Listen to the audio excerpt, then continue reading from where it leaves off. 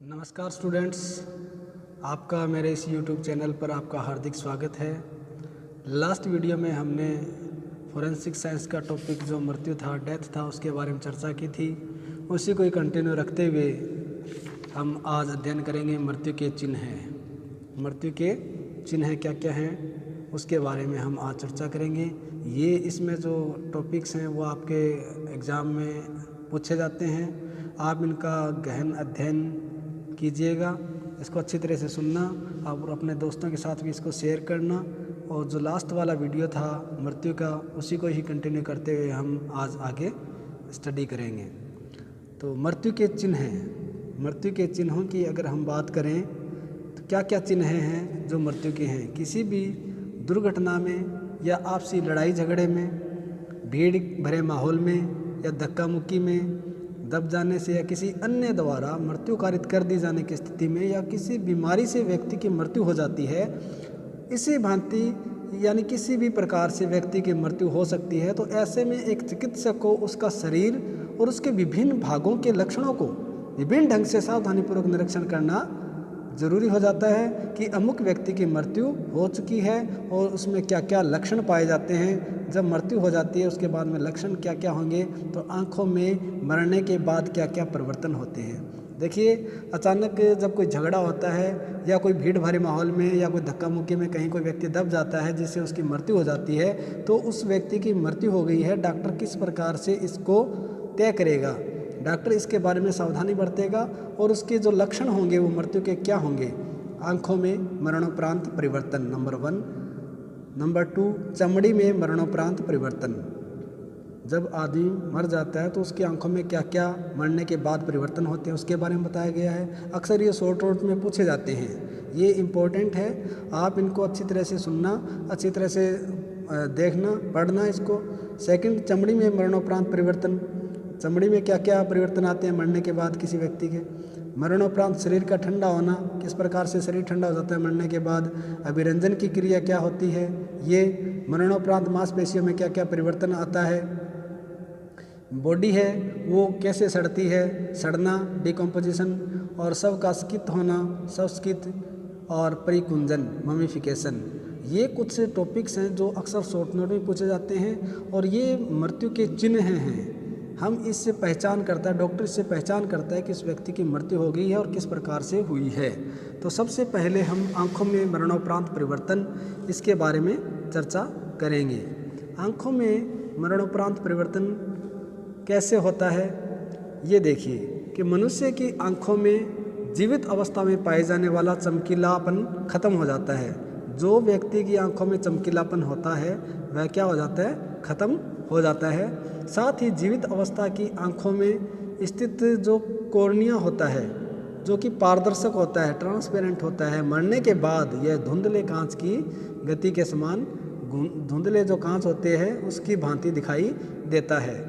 आँखों में परिवर्तन वायुमंडल का तापमान व नमी ज़्यादा हो तो अधिक पाया जाता है, परंतु आँखों की पलकें बंद कर देने पर मरणोपरांत परिवर्तन जो देरी से होता है। अगर किसी व्यक्ति की मृत्यु हो गई है और उसकी आँखों को ऐसे बंद कर दिया गया है तो उसमें फिर वो चेंजिंग होगी जो मरने के बाद किसी व्यक्ति की आँखों में होनी चाहिए, वो थोड़ा देरी से होती है।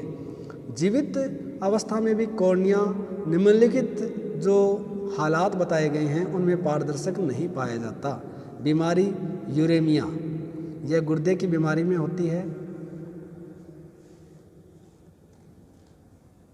नारकोटिक पॉइजनिंग, अफीम या मदिरा या हशीश इत्यादि दिमाग में असर करता है, उस समय परिवर्तन हो जाता है। हैजा जो कि खानपान से होता है। मृत्यु में कॉर्निया पारदर्शक ही रहता है। क्या मृत्यु में कॉर्निया पारदर्शक रहता है? अगर मृत्यु मस्तिष्क चोट से या सिड्रोसाइनिक पॉइजन या कार्बन डाइऑक्साइड या कार्बन मोनोऑक्साइड से हुई है तो ऐसी अवस्था में आँख की पुतलियाँ चौड़ी पाई जाती है और इन पुतलियों पर रोशनी गिरने पर न तो ये सिकुड़ती है और ना ही यह फैलती है। क्या परिवर्तन होता है मरने के बाद में? जब कॉर्निया है वो पारदर्शक होता है, मस्तिष्क या चोट या कार्बन डाइऑक्साइड या मोनोऑक्साइड से होती है तो ऐसी अवस्था में आँख की पुतलियाँ चौड़ी होती है और इन पुतलियों पर अगर रोशनी डाले तो इनमें कोई ना तो ये सिकुड़ती है और ना ये फैलती है। एट्रोपिन नामक दवा डालने से पुतलियाँ चौड़ी होती है और एसेराइन डालने से पुतलियाँ सिकुड़ जाती है। इन दवाओं का प्रभाव मरणोपरांत 1 घंटे तक देखा जाता है, उसके पश्चात इन दवाओं का प्रभाव या असर नहीं होता। आँखों का दबाव मरणोपरांत कम हो जाता है। मरने के पश्चात आँखें अंदर की तरफ धंस जाती है, साथ ही आँखों के पर्दे की जो रक्त की नसें हैं वो टूटी हुई पाई जाती है। आँखों में जो तरल पदार्थ पाया जाता है उसमें पोटेशियम की मात्रा बढ़ जाती है। तो क्या होगा, आँखों में मरने के बाद क्या क्या परिवर्तन होते हैं ये हमने देखा। ये आँखों की पुतलियाँ हैं वो चौड़ी पाई जाती है और उन पुतलियों पर जो रोशनी गिरे तो उन पर कोई ना तो ये सिकुड़ती है और ना ही ये फैलती है। आँखों का दबाव है वो मरने के बाद कम हो जाता है। मरने के पश्चात आँखें अंदर की तरफ धंस जाती है। आँखों के पर्दे की रक्त की नसें टूटी हुई पाई जाती है और आँखों में जो तरल पदार्थ होता है वह पोटेशियम की मात्रा बढ़ जाती है उसके अंदर। दूसरा हम पढ़ेंगे मरणोपरांत चमड़ी में परिवर्तन। मरने के बाद चमड़ी में क्या क्या परिवर्तन आता है। मानव की मृत्यु के पश्चात उसकी चमड़ी का रंग पीला हो जाता है, जो आस वाइट जिसको पीला राख जैसा हो जाता है। खास तौर से गोरे व्यक्तियों में चमड़ी का लचीलापन खत्म हो जाता है। क्या हो जाता है, मरने के बाद उसकी चमड़ी का रंग पीला हो जाता है और मरने के बाद जो गोरे व्यक्ति होते हैं अक्सर उनकी जो चमड़ी होती है उसका लचीलापन खत्म हो जाता है। इसलिए मरने के बाद अगर चमड़ी को काटा जाए तो उसमें से फासला बढ़ता नहीं है, यानी फैलती नहीं है। चोटों का रंग मरने के बाद वैसा ही रहता है। जैसे चोटों में लाल रंग का घाव होता है तो वहाँ रक्त जमा ही रहेगा, रक्त जमा ही रहेगा। मनुष्य में पीलिया रोग का पीलापन, चमड़ी का पीलापन तथा फास्फोरस जहर का पीलापन और टैटू मार्क गोदन चिन्ह को गोदने का रंग मरणोपरांत परिवर्तित नहीं होता। यानी मरने के बाद क्या परिवर्तन नहीं होता, अगर कोई चोटें लगी है उसके शरीर पर तो उनका रंग लाल होता है और वो घाव वहीं रहेगा, रक्त जम जाएगा। मनुष्य में पीलिया रोग का पीलापन होता है वो चेंज नहीं होता मरने के बाद, चमड़ी वैसी रहेगी। चमड़ी का पीलापन फास्फोरस या जहर का पीलापन है या कोई गोदन चिन्ह है जिस टैटू मार्क है उसका रंग कभी चेंज नहीं होता, मरने के बाद परिवर्तन नहीं होता। फिर तीसरा हम देखेंगे कि मरणोपरांत शरीर का ठंडा होना। मरने के बाद शरीर का ठंडा किस प्रकार से होता है। मरने के बाद शरीर का तापमान वायुमंडल के तापमान के बराबर हो जाता है, परंतु जब तक 15 डिग्री से 20 डिग्री फ़ारेनहाइट तापमान नहीं गिरे तो उसका तापमान गिरना नहीं माना जाता। मान लीजिए अगर टेम्परेचर है 15 से 20 डिग्री फ़ारेनहाइट नहीं गिरता है तो उसको टेम्परेचर गिरना नहीं माना जाता, क्योंकि 90 डिग्री से 94 डिग्री फ़ारेनहाइट तापमान ठंड व हैजा में पाया जाता है। जिस प्रकार से ये तापमान है वो किस प्रकार से गिरता है। तापमान का गिरना एक सा व एक जैसा नहीं है। यह इस बात पर निर्भर करता है कि शरीर के तापमान व वायुमंडल के तापमान में कितना अंतर है। इसी कारण से मृत्यु के कुछ घंटों तक तापमान जल्दी गिरता है और बाद में धीमी गति से गिरता है। ठंडे प्रदेशों में जो लाश है, जो बॉडी है, डेड बॉडी, उसका जो टेम्परेचर है 2.5 डिग्री फ़ारेनहाइट प्रथम 6 घंटे, यानी मरने के बाद जो फर्स्ट 6 घंटे हैं उनमें 2.5 फ़ारेनहाइट डिग्री तापमान में गिरावट आती है और इसी तरह 1.5 डिग्री फ़ारेनहाइट से 2 डिग्री फ़ारेनहाइट अगले 6 घंटे में तापमान की गति होती है। इस प्रकार से सारे शरीर का जो तापमान है वो 12 घंटे में वायुमंडल के तापमान के बराबर हो जाता है और अंदर का तापमान है वो वायुमंडल के तापमान के बराबर 20 से 24 घंटे के अंदर बराबर होता है। हिंदुस्तान के जो गर्म देश हैं उसमें 1902 में मुंबई के एक हॉस्पिटल में तापमान नोट किया गया तो पाया गया कि वहाँ लाश का तापमान, जो बॉडी है उसका तापमान वायुमंडल के तापमान के बराबर 12 से 15 घंटे में हो जाता है। यानी हिंदुस्तान का जो टेम्परेचर है, हिंदुस्तान का जो एटमॉस्फेयर वातावरण है उसमें जो टेम्परेचर होता है 12 से 15 घंटे में बॉडी का टेम्परेचर तापमान के टेम्परेचर के बराबर हो जाता है। ये एक यहाँ सूत्र बताया गया है। मृत्यु का समय निर्धारित करने के लिए ये सूत्र यूज में लिया जाता है। शरीर का तापमान सामान्यतः 98.4 डिग्री फ़ारेनहाइट माइनस मर्द शरीर का तापमान और फिर नीचे तापमान में गिरावट की दर क्या रहेगी, ये एक फार्मूला है। शरीर में तापमान का गिरना निम्नलिखित परिस्थितियों से प्रभावित होता है। कौन से कारण हैं जिससे तापमान का गिरना प्रभावित होता है। देखिए, आयु। मनुष्य में जवान व अधेड़ व्यक्तियों के शरीर का तापमान ज़्यादा धीमी गति से गिरता है बनस्पत बच्चों व वृद्धावस्था के व्यक्तियों से। जो बच्चे हैं और जो वृद्ध हैं वो उन व्यक्तियों में क्या होता है, टेम्परेचर जल्दी जल्दी गिरता है, जबकि जो जवान हैं और जो अधेड़ व्यक्ति के हैं उनमें टेम्परेचर धीमी गति से गिरता है। शरीर की हालत पे भी डिपेंड करता है टेम्परेचर गिरना। वे मनुष्य जो शरीर से मोटे या पुष्ट होते हैं उनके शरीर का तापमान दुबले पतले व्यक्तियों की अपेक्षा देर से गिरता है, क्योंकि वसा गर्मी का खराब है, कंडक्ट्स है। किस तरीके से मृत्यु हुई है ये भी डिपेंड करता है टेम्परेचर गिरने पर, कि किसी मनुष्य की मृत्यु रक्त निकलने से या पुरानी कोई बीमारी से या कैंसर या क्षय टीबी जैसे रोग से होती है तो शरीर का तापमान का गिरना बहुत अधिक होता है अपेक्षाकृत उस मृत्यु से जो दुर्घटना से या तुरंत की किसी बीमारी जैसे निमोनिया से हुई है। यदि कोई मृत्यु श्वास अवरोधक के द्वारा जैसे फांसी से, बिजली से, गला घोटने से या कार्बन डाइऑक्साइड से होती है तो उसमें शरीर बहुत देर तक गर्म रहता है। ठीक है जी। क्या होता है कि अगर कोई श्वास अवरोधक के द्वारा जैसे कोई फांसी से या कोई बिजली से, कोई गला घोंटने से या कार्बन डाइऑक्साइड से होती है तो उसमें शरीर बहुत देर से तक गर्म रहता है, यानी वो धीरे धीरे ठंडा होता है। छोटे कमरे में जहाँ पर लाश पड़ी हो वहाँ पर उस कमरे में हवा नहीं आ रही है यानी वेंटिलेशन नहीं है तो वह धीरे धीरे ठंडी होती है, बजाय उस लाश के जो बड़े कमरे में पड़ी हो और जहाँ क्रॉस वेंटिलेशन हो या हवा के झोंके आते जाते रहते हैं तो वहाँ पर वो जल्दी ठंडी होती है बजाय बंद कमरे के पड़ी लाश के। यदि लाश कपड़ा पहने हुए है तो वह बिस्तर में पड़ी हो, यदि लाश कपड़े पहने हुए हो और बिस्तर में पड़ी हो या किसी तालाब के पास, पानी के किसी हौद के पास या सूखे गोबर के ढेर में पड़ी हो तो ऐसी लाश देर से ठंडी होती है, अर्थात उसके शरीर का तापमान धीरे धीरे गिरता है। जबकि वस्त्रहीन नंगी जो लाश होती है वो खुले मैदान में पड़ी हो तो बहते हुए पानी में पड़ी हो तो उसमें क्या होता है, बहुत ही जल्दी ठंडी होती है, और वायुमंडल का तापमान ज़्यादा हो तो भी लाश देर से ठंडी होती है, अर्थात उस लाश का तापमान धीरे धीरे गिरता है। उसका पोस्टमार्टम क्लोरिसिटी अगर करें तो मरने के पश्चात तापमान बढ़ जाता है। मरने के पश्चात शरीर के विषाणुओं के उत्तकों व तरल पदार्थों पर अपनी क्रिया करने के कारण रासायनिक परिवर्तन हो जाता है। ऐसी अवस्था में लाश का तापमान बढ़ जाता है। इस प्रकार की अवस्थाएं कब आती है, हैजा, चेचक रोग, गठिया, गुर्दे की बीमारी से मरने पर, लीवर के फटने से, धनुष बाय से या दिमाग पर चोट लगने से मरने पर भी कभी कभी पाई जाती है। तो ये था आपका मरणोपरांत शरीर का ठंडा होना।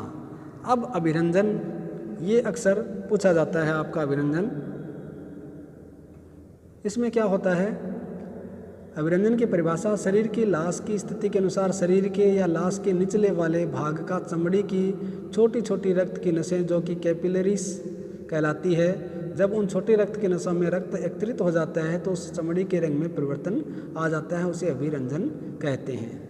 अभिरंजन अमूमन पूछा जाता है एग्जाम में, तो इसकी परिभाषा की बात करें तो शरीर की स्थिति के अनुसार, जैसे बॉडी, लाश की जो लाश होती है वो पड़ी होती है ज़मीन पर, तो उसका जो निचला वाला भाग होता है उसकी चमड़ी की छोटी छोटी जो रक्त की नसें होती है जो कि कैपिलरीज कहलाती है, अब उन छोटी छोटी रक्त की नसों में रक्त एकत्रित हो जाता है, रक्त जम जाता है तो चमड़ी के रंग में परिवर्तन आ जाता है, उसे अभिरंजन कहते हैं। मान लीजिए यदि लाश कमर के बल पड़ी हुई हो, कमर के बल पड़ी हुई हो तो यह अभिरंजन सिर के पिछले वाले भाग व कान, गर्दन, धड़ तथा हाथ पैरों के पिछले वाले भाग पर पाया जाता है, सिवाय उन जगहों के जिस भाग पर लाश जमीन पर टिकी हुई हो। यानी अभिरंजन उन भाग पर बनता है, जैसे अगर कोई कमर के बल कोई लाश पड़ी हुई है तो उसका जो पार्ट ज़मीन से टच किया हुआ है, जो ज़मीन से छुआ हुआ भाग है, जैसे सिर का भाग या कंधों का भाग या कुल्ले का भाग, तो इन भागों पर अभिरंजन कम बनता है बजाय दूसरे पार्ट्स पर। जहाँ वो टच नहीं होता ज़मीन से, उस पर अभिरंजन की क्रिया देखी जाती है। उदाहरणतः कुल्ले के पिछले भाग तथा सिर के पिछले भाग पर अभिरंजन नहीं पाया जाता, क्योंकि शरीर के वजन से उस जगह पर जहाँ पर वह लाश टिकी हुई है उस जगह की रक्त नसें दबी रहने के कारण रक्त भरता नहीं है। इस कारण से ऐसी जगह पर अभिरंजन नहीं पाया जाता है। इसी तरह से जो शरीर का भाग कोई तंग कपड़े से दबा हुआ हो, जैसे तंग कॉलर या अन्य कपड़े से कोई भाग ढका हुआ हो, तो उस जगह पर भी अभिरंजन नहीं पाया जाता है। उदाहरण एग्जाम्पल लेते हैं, अगर गर्दन पर कोई कपड़ा कस कर बांधा हुआ है, जैसे टाई आदि, या कॉलर है तो उस जगह अभिरंजन नहीं पाया जाता है। अभिरंजन कब प्रकट होता है? अभिरंजन मानव की मृत्यु के 1 घंटे के पश्चात बनना शुरू हो जाता है और 4 से 12 घंटे मृत्यु के बाद यह बिल्कुल साफ दिखाई देने लगता है। इस दौरान बनना प्रारंभ हो जाता है तथा बन जाता है तब दिखाई देता है। 4 से 12 घंटे के दौरान क्या हो जाता है? यह साफ दिखाई देने लग जाता है धीरे धीरे। प्रारंभ में तो अभिरंजन अलग अलग छोटे छोटे नियमित धब्बों के रूप में शरीर में फैला हुआ दिखाई देता है। जब यह अभिरंजन बनता है स्टार्टिंग में अलग अलग ऐसे धब्बे से दिखाई देते हैं, लेकिन बाद में क्या होता है? यह तांबेनुमा लाल या जामुनी रंग का दिखाई देता है। बाद में अभिरंजन के धब्बे बड़े हो जाते हैं और बड़े होकर ये आपस में मिल जाते हैं, जिससे शरीर के बड़े भाग में फैले हुए दिखाई देते हैं। इसका फिक्सेशन और पोस्टमार्टम या स्टेनिंग अगर करें तो जब तक कि रक्त जमता नहीं है, शरीर की स्थिति को बदलने से इनकी स्थिति भी बदल जाती है। क्योंकि देखिए, जब तक रक्त जमता नहीं है, ये कहता है कि बॉडी में जब रक्त जमता नहीं है उस स्थिति में अगर बॉडी को बदलते हैं तो उस स्थिति में फिर रक्त का भाग भी वैसा ही होगा। नीचे वाला भाग, यहाँ पर रक्त चमड़ी की नसों में चला जाता है, परंतु मृत्यु के 4 से 6 घंटे बाद जब यह रक्त नसों में जम जाता है तो लाश की स्थिति को बदलने से अभिरंजन की स्थिति नहीं बदलती है। अगर 4 से 6 घंटे का समय व्यतीत हो जाता है एक ही जगह बॉडी पड़ी रहने के बाद, फिर अभिरंजन की स्थिति चेंज नहीं होगी। उसको बॉडी को पलट दे तो भी चेंज नहीं होगी, वो वैसे ही बना रहेगा। अन्य क्या कारक है जिसका प्रभाव अभिरंजन पर पड़ता है? और क्या कारण है जिसका प्रभाव अभिरंजन पर पड़ता है? कई कारण और भी हैं जिनमें से गोरे रंग के व्यक्ति में अभिरंजन साफ दिखाई देता है, क्योंकि वो रेड कलर का होता है, लाल लाल चकते से होते हैं, वो स्टार्टिंग में अच्छी तरह से दिखाई देते हैं। मृत्यु का कारण भी होता है। श्वास रोधक मृत्यु में जैसे फांसी इत्यादि में अभिरंजन का रंग नीला, बैंगनी या जामुनी पाया जाता है, क्योंकि इस प्रकार की मृत्यु में कार्बन डाइऑक्साइड की मात्रा अधिक पाई जाती है। जिस केस में मृत्यु रक्तस्राव या रक्त बहने के कारण या एनीमिया रक्त की कमी के कारण या पुरानी बीमारी के कारण जैसे टीबी या कैंसर आदि में अभिरंजक साफ दिखाई नहीं देता है, क्योंकि उसमें रक्त की कमी वैसे ही होती है। कार्बन डाइऑक्साइड में अभिरंजन का रंग, कार्बन डाइऑक्साइड में अभिरंजन चेरी रेड कलर का पाया जाता है। हाइड्रोसाइनिक पॉइजन में अभिरंजन का रंग चमकीला लाल होता है। फास्फोरस जहर में गहरे भूरे रंग का अभिरंजन पाया जाता है।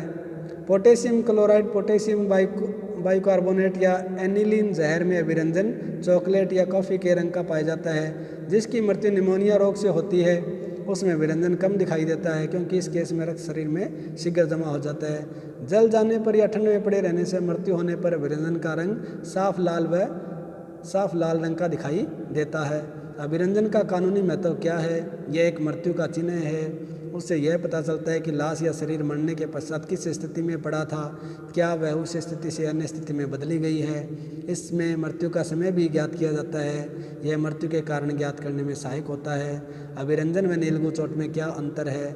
अभिरंजन और नीलगु चोट ये दोनों में दिखने में एक जैसी लगती है, क्योंकि रेड कलर का उसमें होता है जमा और इसमें भी ऐसा ही होता है। तो इसमें जो डिफरेंस है वो आपको मैं इन शॉर्ट बता देता हूँ। अभिरंजन और नीलगु चोट में अग्रांकित अंतर पाए जाते हैं, जैसे अभिरंजन है और ये नीलगु चोट है। ये अभिरंजन है, ये नीलगु चोट है। अभिरंजन मर्द शरीर के बहुत बड़े भाग पर फैला हुआ पाया जाता है, क्योंकि अभिरंजन है वो नीचे की तरफ पूरे पार्ट में, बॉडी के पूरे पार्ट में फैल जाता है, जबकि नीलगु चोट है वो शरीर में उसका फैलाव सीमित होता है। यह शरीर के उसी स्थान पर पाई जाती है जहाँ पर चोट लगी हुई होती है। और नीलगु चोट की शक्ल या आकार उस हथियार इत्यादि के जैसा ही होता है जैसा कि वह चोट आई है। मान लीजिए डंडे से अगर चोट आई है तो डंडे की आकृति का उस पर नीलगु चोट का निशान बनेगा। दूसरी हम बात करें, मानव की त्वचा में 7 परतें पाई जाती है, जिसमें अभिरंजन एपिडर्मिस नामक परत में पाया जाता है।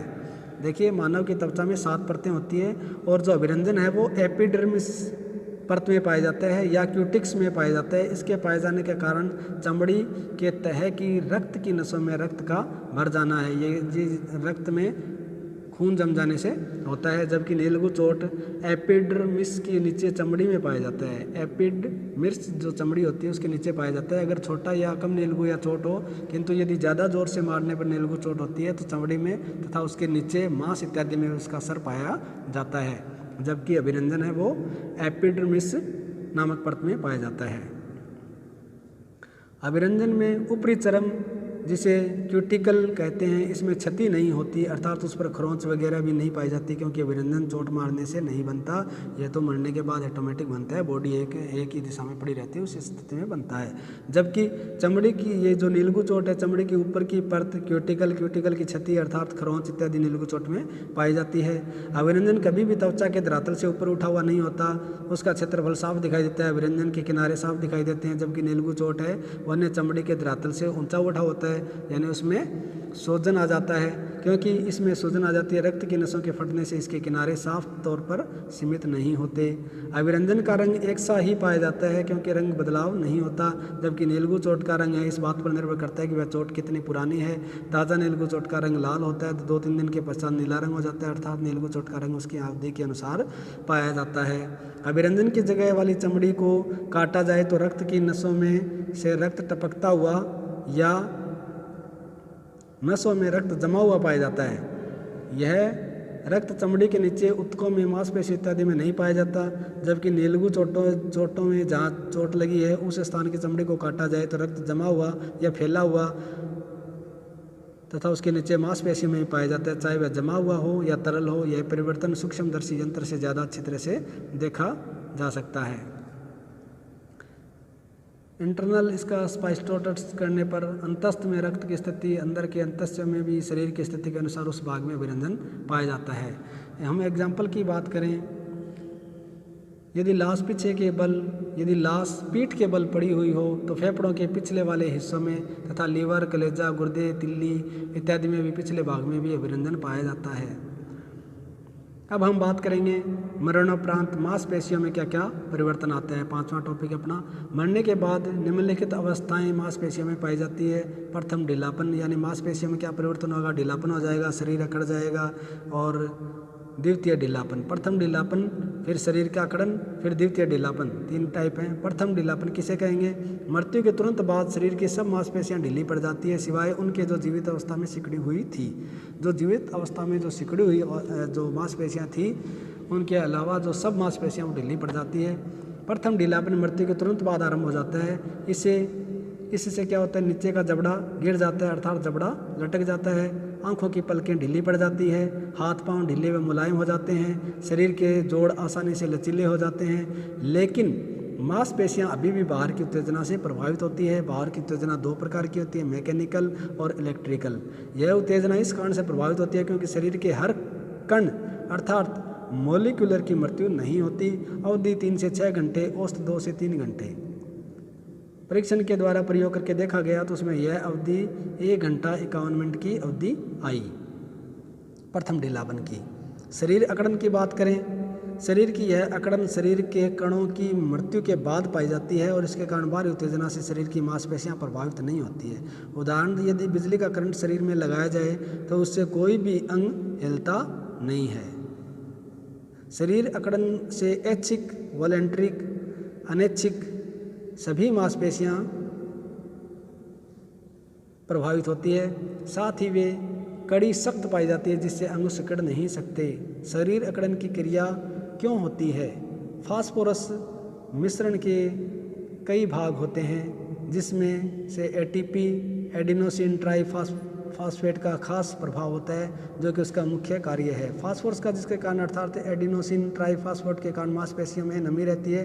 ये जीवित अवस्था में मांसपेशियों के सिकुड़ने में फैलाने में सहायता करता है।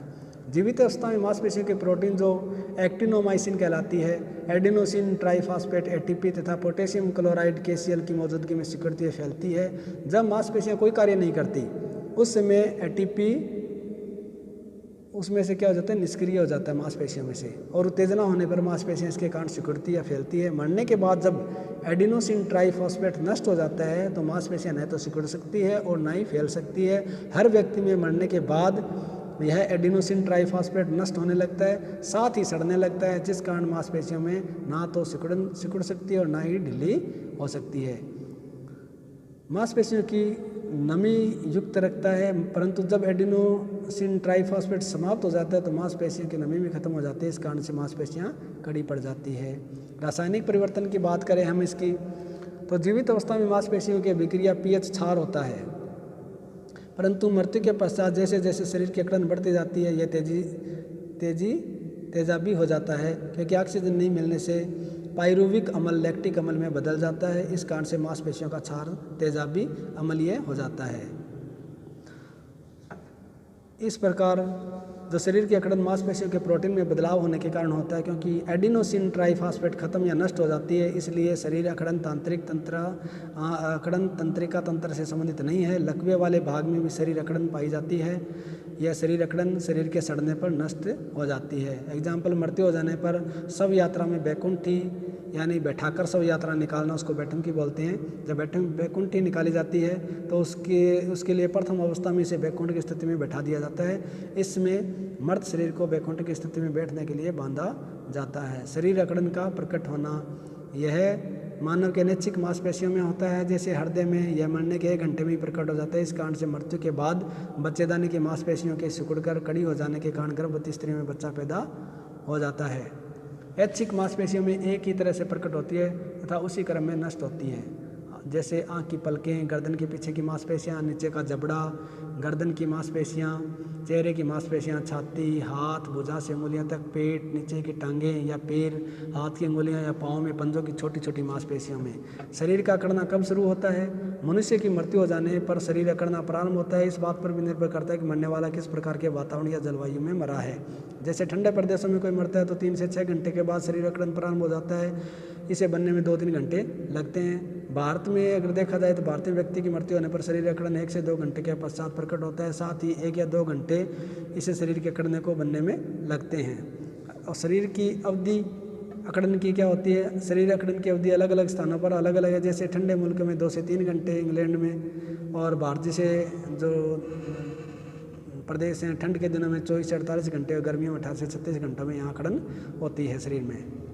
मैकेंजी जिन्होंने कलकत्ता में परीक्षण किया था, मैकेंजी ने कलकत्ता में परीक्षण किया था और कहा कि मृत शरीर में शरीर अकड़न 19 घंटे तथा 12 मिनट में पाई गई है। अवस्थाएं जो शरीर अकड़न को प्रभावित करती है, कौन कौन सी अवस्थाएं हैं जो शरीर अकड़न को प्रभावित करती है? आयु, गर्भाशय में 7 माह के कम आयु वाले शिशु को शरीर अकड़न का प्रभाव नहीं होता।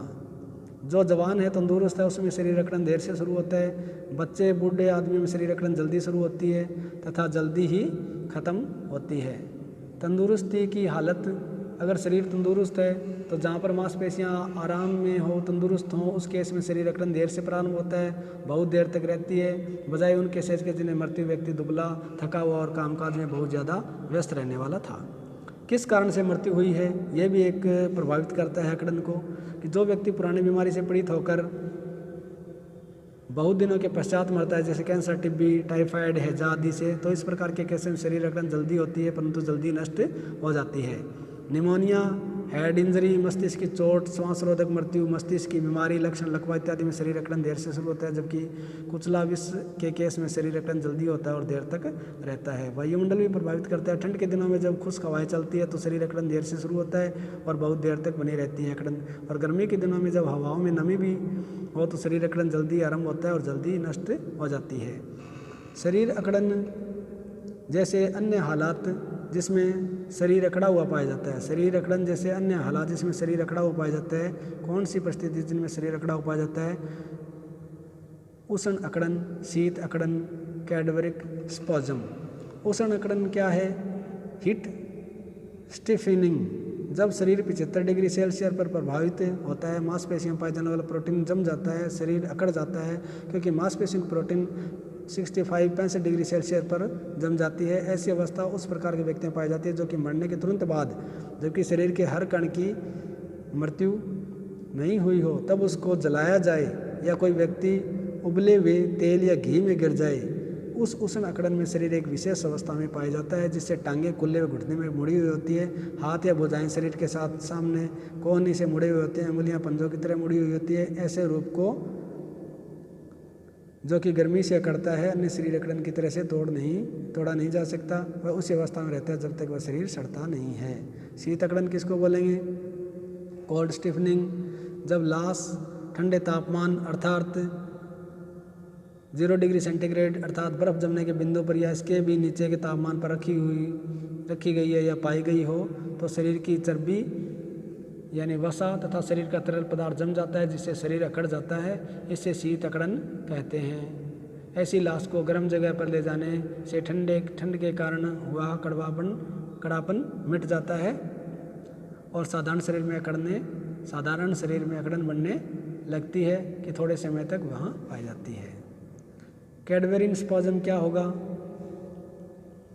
इस क्रिया में शरीर का मरणोपरांत प्रथम ढीलापन नहीं पाया जाता और जो व्यक्ति जीवित अवस्था में जो मांसपेशियां खड़ी थी वही अवस्था बाद में कई घंटों तक पाई जाती है। अधिकतर यह अवस्था शरीर के एक अंग में जैसे हाथ पैर इत्यादि में पाई जाती है। यह अवस्था सामान्यतः उन व्यक्ति में पाई जाती है जो अपने जीवन काल में जीते जी बहुत अधिक मेहनत कर रहे हों तथा मस्तिष्क में उत्तेजना बढ़ने से पूर्व हो।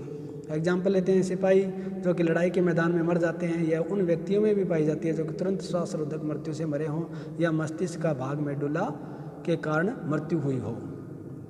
यह अन्य शरीर अकड़न से इस कारण से विपरीत है कि मृत्यु से पहले जो चीज़ या वस्तु हाथ में पकड़ी गई थी वह मरने के पश्चात भी हाथ में ही पकड़ी हुई पाई जाती है, अर्थात जो हथियार हाथ में था वह मरने के बाद भी हाथ में ही पाया जाता है, जिससे हम यह मालूम कर सकते हैं कि यह आत्महत्या का मामला था या मानव हत्या का। इस वजह से इसका कानूनी महत्व अधिक है। हथियार बहुत भारी हो तो इस कैडविक स्पैज़म में भी ज़्यादा देर तक नहीं पकड़ा जा सकता तथा वह हथियार भारी होने के कारण हाथ से गिर जाता है, सिवाय उस अवस्था में जबकि वह हाथ में रक्त से चिपक गया हो। एग्जाम्पल, डूबने वाले व्यक्ति के हाथ में घास फूस या लकड़ी इत्यादि पाई जाती जो कि निर्णायक बिंदु है कि वह व्यक्ति डूबने से मरा है।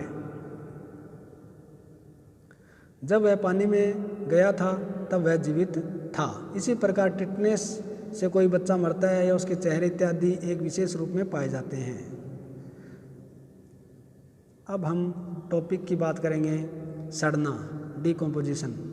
नेक्स्ट, ये इम्पोर्टेंट ज़्यादा नहीं है, फिर भी एक बार थोड़ी सी इसको देख लेते हैं। सड़ना मृत्यु का निर्णायक बिंदु है जिसमें यह कहा जा सकता है कि वह व्यक्ति मर चुका है। अगर बॉडी सड़ने लगी है तो ये डेफिनेट है कि वह व्यक्ति मर चुका है। सड़ना एक धीमी गति की क्रिया है जो कि मांसाहारी कीटाणुओं के कारण जटिल कार्बनिक पदार्थ शरीर को साधारण अकार्बनिक पदार्थ में परिवर्तित या बदल देता है। यह कीटाणु दो प्रकार के होते हैं, एरोबिक कीटाणु और गैस फॉर्मिंग एनएरोबिक कीटाणु।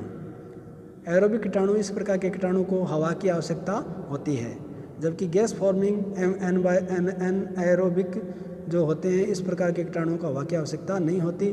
जीवित अवस्था में ये कीटाणु आंतों में रहते हैं, परंतु मनुष्य के मरने के तुरंत बाद ये कीटाणु शरीर के ऊतकों में व अंतस्थों में ऑर्गन्स और यहाँ तक कि ये रक्त में फैल जाते हैं। इनकी क्रिया के कारण ही हर एक लाश सड़ती है। लाश को इस प्रकार से सुरक्षित किया जाए कि उन कीटाणुओं की उस लाश पर कोई क्रिया ना हो सके। ये कीटाणु इतने प्रभावी होते हैं कि ये शरीर की हड्डियों तथा दांतों पर भी असर करते हैं, हालांकि उन पर असर होने के लिए समय अधिक लगता है। बाहरी रूप से किस प्रकार से पता लगेगा? एक्सटर्नल फेनोमेनन, यह कहा जा सकता है कि लाश का सड़ना शरीर अकड़न के बाद में शुरू होता है, परंतु यह देखा गया है कि जब शरीर अकड़न पैरों में हो उसी समय लाश सड़ने लगती हो। भारत में भिन्न भिन्न जलवायु होने के कारण यह नहीं कहा जा सकता कि लाश सड़ने की प्रक्रिया में लगने वाला समय कितना है। शरीर के सड़ने की दो विशेषताएं हैं, रंग का परिवर्तन होना और गंदी गैस का बनना। रंग का परिवर्तन, जो लाश हवा में सड़ती है उसमें सर्वप्रथम सड़ने का चिन्ह है, कैसा हो जाता है? हरा चिन्ह पेट पर दिखाई देता है। यह हरा चिन्ह पेट के दाहिनी तरफ दिखाई देता है, साथ ही पेट के अंदर की तरफ लीवर के नीचे की तरफ के भाग में हरा रंग दिखाई देता है। यह हरा रंग क्यों दिखाई देता है? मनुष्य के शरीर में जो रक्त पाया जाता है उसका रंग लाल होता है तथा रक्त के लाल होने के कारण रक्त में पाए जाने वाला हीमोग्लोबिन जो कि सेल्फमेथामोग्लोबिन अर्थात हरे रंग में परिवर्तित हो जाता है, क्योंकि इस पर सल्फ्यूरेटेड हाइड्रोजन सल्फाइड H2S गैस के कारण इस रंग का बदलाव होता है। यह गैस शरीर में स्थित आंतों से फैलती है। हरा रंग बनना सर्दियों में 1 से 3 घंटे के अंदर प्रारंभ हो जाता है, गर्मियों में 6 से 12 घंटों में ये पाया जाता है। इसका टाइमिंग 1 से 3 दिन तक होता है, ठंड में 6 से 12 घंटे, गर्मियों में मृत्यु के 12 से 18 घंटे गर्मियों में ये सड़ने की प्रोसेस शुरू हो जाती है। सड़ने के हरे हरे धब्बे सारे पेट पर फैल जाते हैं, साथ ही गुप्तांग पर भी ये धब्बे फैल जाते हैं।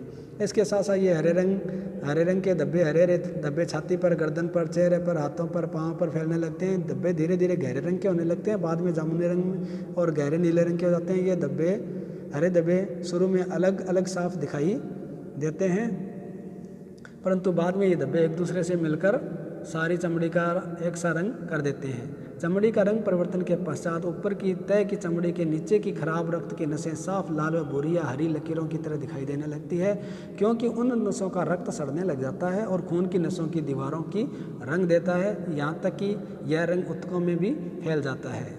जो रक्त जम गया था फिर से तरल पदार्थ बन जाता है, जिससे कि अभिरंजन की स्थिति बदली जा सकती है अगर लाश की स्थिति भी बदली जाए। गंदी गैस का बनना। गंदी गैस का बनना रोग के साथ ही गैस पेट में बनने लगती है, जो कि बड़ी खराब गंध वाली गैस होती है। यह सड़ने की गैस निम्नलिखित होती है: hydrogen sulphide gas, marsh gas, carbon dioxide gas, ammonia gas, phosphorus hydrogen gas. गर्मियों में मृत्यु के 12 से 18 घंटे बाद ये क्या हो जाता है, गैस आंतों में भर जाती है, जिसके कारण पेट फूल जाता है और स्प्रिंग गटर्स ढीले पड़ जाते हैं, जिससे कि मृत शरीर में से मलमूत्र बाहर निकल जाता है। गर्मियों में मृत्यु के 18 से 36 घंटे के में यह गैस मनुष्य के शरीर के ऊतकों में खोखली जगहों में खोखले अंतस्तों में भर जाती है, जिसके कारण व्यक्ति की शक्ल फूली हुई तथा बदसूरत या डरावनी तथा आंखें बाहर की ओर निकली हुई होती है, होठ सूजनकार बाहर की तरफ मुड़ने लग जाते हैं तथा जीभ भी दांतों के बीच में बाहर निकल आती है। झागदार लाल तरल पदार्थ मुंह से नाक से निकलने लगता है और अंत में चेहरा इतना बदल जाता है कि उस व्यक्ति की पहचान भी नहीं हो पाती। पेट बहुत फूल जाता है कि गैस के कारण, और शव परीक्षण के समय जब पेट पर चीरा लगाया जाता है या पेट खोला जाता है तब गैस बहुत ही ज़ोर से आवाज़ करती हुई निकलती है और पेट में गैस बनने के कारण उसके दबाव की वजह से पेट में स्थित खाना वगैरह मुंह है तथा नाक में से बहने लगता है। स्त्रियों में जो स्तन है वो बहुत ज़्यादा फूल जाते हैं। पुरुषों में गुप्तांगों में इंद्रिय व वतावले बहुत ही ज़्यादा सूज जाते हैं। सारा शरीर गैस के कारण फूल जाता है, जिससे कि वह व्यक्ति बहुत ही मोटा दिखाई देने लगता है।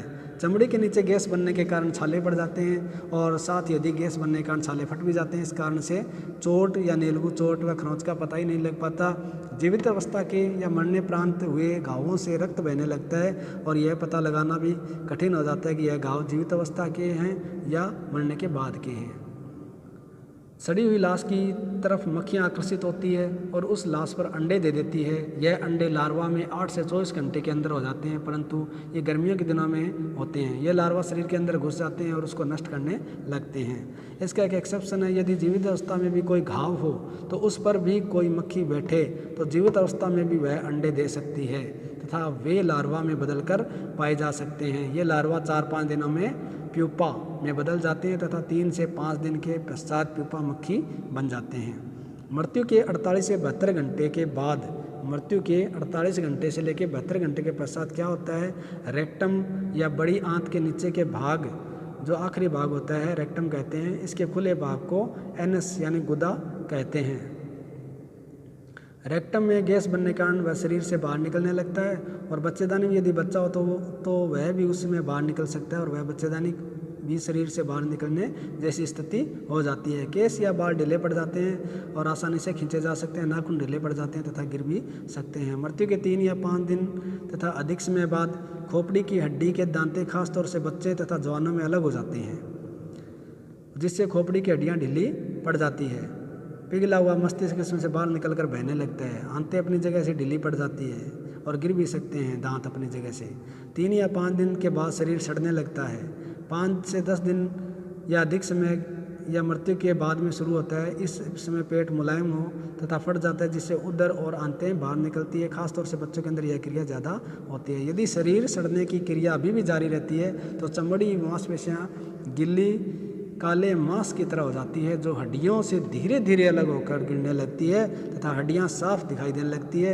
हड्डियां भी कई सालों के बाद नष्ट हो जाती है और लाश का कोई निमो निशान नहीं रहता।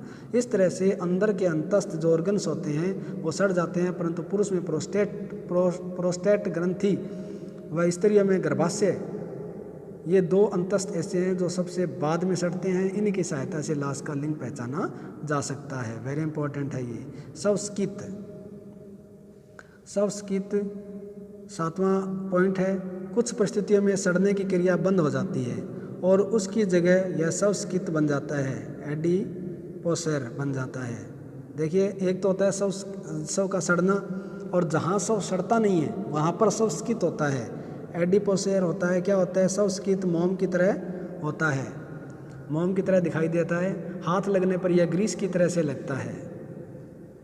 यह सफ़ेद या हल्के पीले रंग का होता है। यह काटने से कट जाता है। साथ ही आग की लो में इसे रखने पर यह उस लो के साथ पिघल जाता है। जलाने पर यह शव स्कित हल्के चमकीले रंग की रोशनी के साथ जलता है। इसकी सुगंध पुराने पनीर की तरह होती है। शव स्कित का घनत्व पानी से हल्का होता है। इस कारण से इसका टुकड़ा पानी में डालने पर यह पानी के स्तर पर तैरने लगता है। ज़्यादातर स्थायी प्रकृति का होता है या कई वर्षों तक पाया जा सकता है। साथ ही इस पर हवा लगने से यह कड़ा या चूरा चूरा होने वाले पीले रंग का हो जाता है। रासायनिक जांच से यह पता चलता है कि शव स्कित जो कि चर्बी के तेजाब से निर्मित है, परंतु उसमें कुछ मात्रा Ca कैल्शियम सोप और शायद प्रारंभिक अवस्था में NH2 अमोनिया सोप से बनता है। इसे दूसरे शब्दों में चर्बी का ही रूपांतरण कर सकते हैं। यह रूपांतरण पानी के कारण होता है जिसे हाइड्रोलिसिस कहते हैं। इस प्रकार के जो विचार लक्स ने व्यक्त किए हैं, जो एक चिकित्सा शास्त्री हैं लक्स, उन्होंने ये कहा है।